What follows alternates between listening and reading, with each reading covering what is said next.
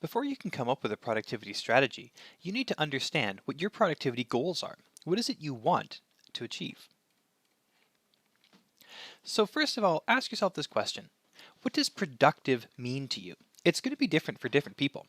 Does it mean just getting more done so you have more tasks that you can do during the day?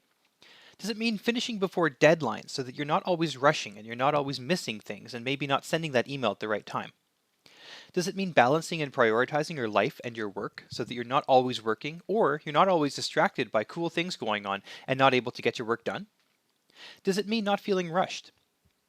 What it means to you is going to be different from your colleagues, and this is what is key to starting your own productivity strategy.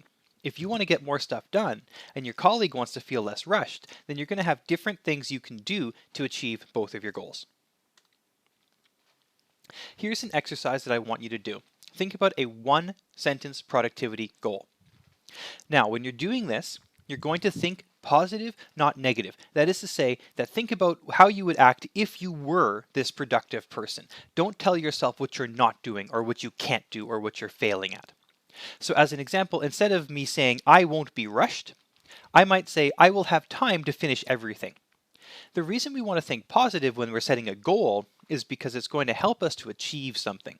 In the next video, we're going to talk about what happens when we have these pitfalls, and that's when it's the time to evaluate what's holding us back, but that's not here.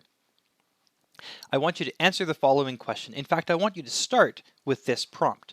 If I were more productive, what? What would it be for you?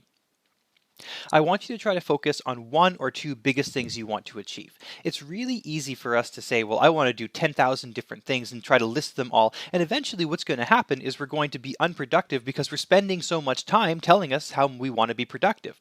Focus on one or two big things, and if you want to expand that, get those two things down first and then move on and add more. Here's an example from my own life.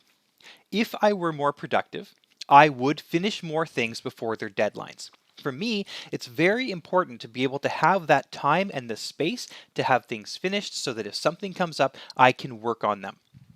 So for me, I want to make sure that I'm finishing things well before their deadline so I have that, and that's my productivity example. I then, once you're done with this, want you to think about your timelines. Some people will have short-term productivity issues. They want to solve the problem of they get to work or they open up their textbook if they're a student or whatever it is that you happen to do, and they want to be able to do those things now in the next hour or the next day. That's a short-term timeline. Medium term is the stuff on your desk with deadlines. Things that are coming up, maybe it's a week from now, maybe it's a month from now, but it's something that is a contained thing that when you're done, you can push it off and move on.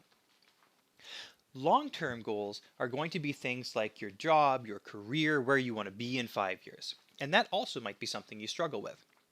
So the first thing you're going to do after you're done writing that productivity statement is to think about your timeline. What is it that you want to achieve and on what timeline? So let's think about some more examples here. In the short term, maybe you want to get more done in the day. Maybe you have issues with procrastination. You know your dishes are there, you just don't want to do them because you want to go watch TV.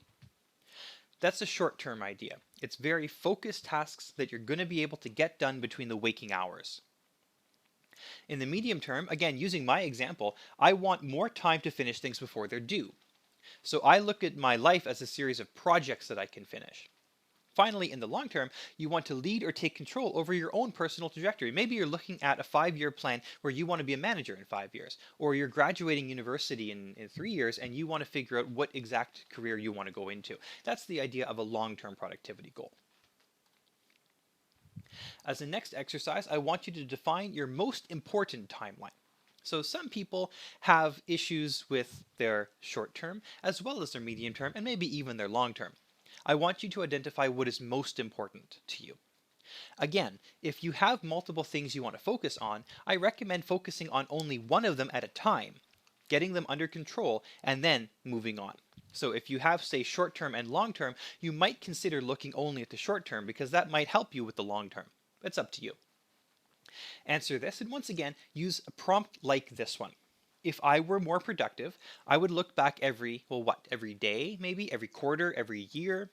And I would feel, and what do you feel? It should be something good. Remember, we're talking about the positive here. When you're more productive, you are positive, and here's the good thing that comes. Remember, linking it back to your first exercise. So my exercise had to do with making sure I finish things before the deadline. So my timeline is going to be something close to a quarter. Now, I do work at a university and we work on a semester system. So for me, I'm going to talk about the semesters. Here's my example. If I were more productive, I would look back every semester and feel that I'm ready for the next one. So what this means, every single semester, we have 3 of them per year, we have to start fresh. The courses restart. I don't want to be scrambling to construct a new course the day it starts. So that's my long-term goal, or my medium-term goal actually.